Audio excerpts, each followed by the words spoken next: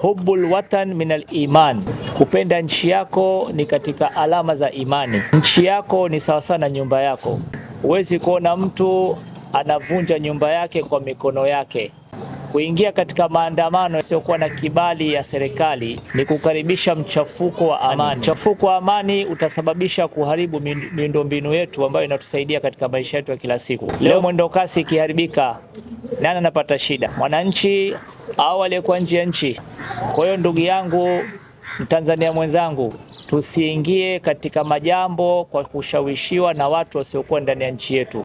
Tukifanya hivyo, tutakaribisha sisi majambazi kutuibia sisi, tutakaribisha sisi watu ambao hawapendi maendeleo ya nchi yetu kutuharibia sisi, lakini vile vile tutapata matatizo sisi wenyewe.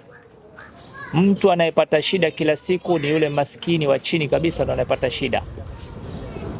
Chochote kikifanyika, yeye ndo mtu wa kuathirika wa kwanza. Kwa hiyo tuoneane huruma, tushirikiane katika kupinga jambo hilo lisifanyike katika nchi yetu. Tusije tukafika kule tulikotoka Oktoba 29. Niwaombe ndugu zangu, Watanzania wenzangu, viongozi wote wa dini zote, maimamu wa misikiti wote Tanzania nzima, tushirikiane kulikemea jambo hili. Allah subhanahu wa ta'ala tuhifadhi, ahifadhi nchi yetu, na hifadhi mali zetu, na hifadhi kila kitu kilichokuwa ndani ya nchi yetu, na tuhifadhi amani yetu. Amen.